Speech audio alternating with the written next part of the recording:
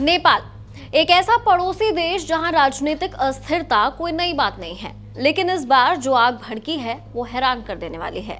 Social media ban से शुरू हुआ गुस्सा अब जेन ज़ी रिवॉल्यूशन में बदल गया है और इसका सबसे बड़ा निशाना बने प्रधानमंत्री केपी शर्मा ओली। आखिर क्या है नेपाल में चल रहा ये उथल पुथल का मामला, आइए जानते हैं विस्तार से। हाय, मेरा नाम है सृष्टि, आप देख रहे हैं एबीपी लाइव। काठमांडू की सड़कों पर गुस्से का समंदर उमड़ आया है। संसद और पीएम ऑफिस तक प्रदर्शनकारियों ने कब्जा कर लिया है। हालात इतने बिगड़े कि प्रधानमंत्री केपी शर्मा ओली को इस्तीफा देना पड़ा। यहाँ तक कि इस वक्त वो कहाँ हैं, ये तक कोई नहीं जानता। जान जाएगा तो शायद उनके साथ भी वही होगा जो नेपाल के पूर्व प्रधानमंत्री और उनकी पत्नी के साथ हुआ। नेपाल के आंदोलनकारियों की इस भीड़ ने पूर्व प्रधानमंत्री की पत्नी को घर समेत जिंदा जला दिया। नेपाल के मंत्रियों पर भी ये भीड़ काल बनकर टूट रही है।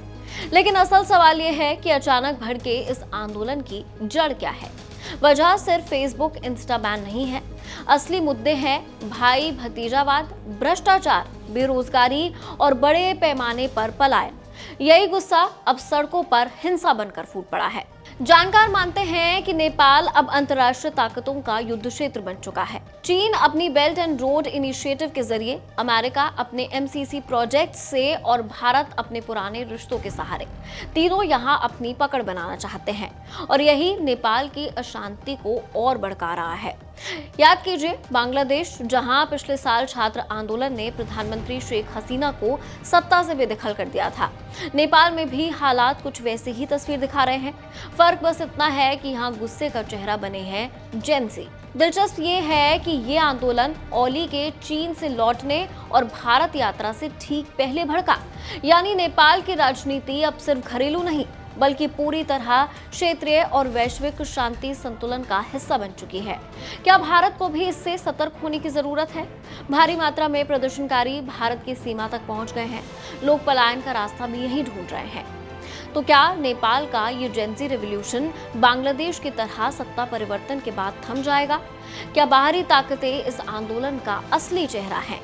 इतना तय है कि भारत के लिए ये घटनाक्रम बेहद अहम है, क्योंकि अस्थिर नेपाल सीधे सीधे भारत की सुरक्षा और राजनीति को प्रभावित करता है। और इस बाहरी ताकत के होने का सबूत बालेंद्र शाह भी है, जो इस आंदोलन का मुख्य चेहरा बने हुए हैं। एक मेयर सीधा प्रधानमंत्री की कुर्सी का आज दावेदार बन चुका है। क्या ये बस ओवरनाइट फेम है या कोई सोची समझी और लंबी चौड़ी साजिश का नतीजा है? फिलहाल इसमें कई सारे सवाल हैं जो हमने आपके सामने भी रखे। इसे लेकर आप क्या सोचते हैं? आपकी राय कमेंट सेक्शन में शेयर कीजिए। देखते रहिए एबीपी लाइव।